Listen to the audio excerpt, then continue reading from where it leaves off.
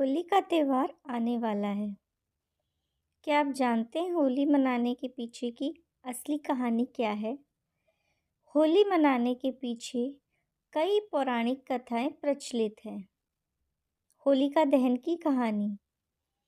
होली से संबंधित मुख्य कथा के अनुसार एक नगर में हिरण्यकश्यप नाम का दानव राजा रहता था। हिरण्यकश्यप ने कठोर तपस्या से ब्रह्मा जी को प्रसन्न करके एक विचित्र वरदान मांग लिया था। इस वरदान में उसने मांगा था कि उसे कोई मानव पशु रात दिन में नहीं मार सके। वरदान मिलते ही वह बहुत ज़्यादा घमंडी हो गया था और खुद को भगवान मानने लगा था। वह सभी को अपनी पूजा करने को कहता था। उसने अपनी प्रजा से खुद को भगवान की तरह पूजने का आदेश दिया था। लेकिन उसका स्वयं का पुत्र प्रहलाद भगवान विष्णु का उपासक था, अनन्य भक्त था। हिरण्यकश्यप ने भक्त प्रहलाद को बुलाकर भगवान का नाम न जपने को कहा। तो प्रहलाद ने स्पष्ट रूप से कहा, पिताजी, परमात्मा ही सब कुछ है। मैं परमात्मा का नाम जप करना नहीं छोड़ूंगा। तो हिरण्यकश्यप ने प्रहलाद को मारने की योजना बनाई। हिरण्यकश्यप की एक बहन होलिका भी थी। हिरण्यकश्यप की बहन होलिका को यह वरदान प्राप्त था कि वह आग में नहीं जल सकती है। अग्नि होलिका का कुछ भी नहीं बिगाड़ सकती है। हिरण्यकश्यप ने होलिका को आग में प्रहलाद को गोद में लेकर बैठने को कहा। आग में बैठने पर होलिका तो जल गई, लेकिन भक्त प्रहलाद बच गया। यह होती है ईश्वर की शक्ति और भक्ति। यह सब भगवान विष्णु जी की कृपा से ही हो पाया। बुराई पर अच्छाई की जीत के रूप में हर साल को रात को होलिका दहन किया जाने लगा और तब से लेकर आज तक होलिका दहन हम देखते भी आ रहे हैं।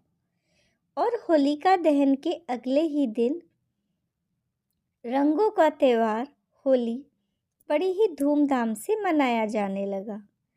हम सभी एक दूसरे को रंग लगाकर इस त्यौहार को बहुत धूमधाम से मनाने लगे। राधा कृष्ण की कथा के आधार पर भी होली पर रंगों की होली और फूलों की होली खेली जाती है। आप सभी ने होली पर रंगों की होली और फूलों की होली ही देखी है। जानिए ऐसा क्यों होता है।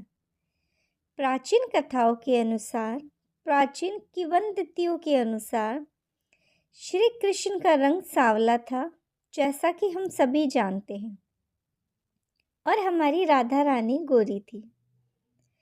कृष्ण अपनी माँ यशोदा से अक्सर यह शिकायत करते थे कि राधा तो गोरी है, जबकि वह काले क्यों हैं। यशोदा जी ने श्री कृष्ण से कहा कि जो तुम्हारा रंग है, उसी रंग में राधा को रंग दो। कृष्ण ने अपनी माँ के कहे अनुसार अपनी टोलियों को लेकर, अपने ग्वाल बालों को लेकर, अपने ग्वालों के साथ मिलकर रंग तैयार किया और ब्रज में राधा रानी को रंग लगाने के लिए पहुंच गए। सोचिए वो दृश्य देखने लायक होगा जब हमारे कान्हा राधा रानी को रंग लगाने के लिए ग्वालों के संग निकल पड़े होंगे। तभी से होली का त्यौहार बड़े ही धूमधाम से मनाया जाने लगा। फूलों की होली, रंगों की होली खेली जाने लगी। इस दौरान नाच गाने किए जाते हैं।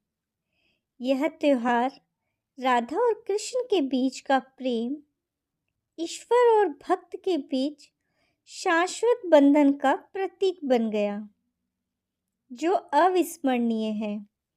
आज भी होली का त्यौहार हम हिंदुओं में बहुत ही धूमधाम से मनाया जाता है और हम सभी इस होली के त्यौहार की बहुत दिल से प्रतीक्षा भी करते हैं और मनाते भी हैं।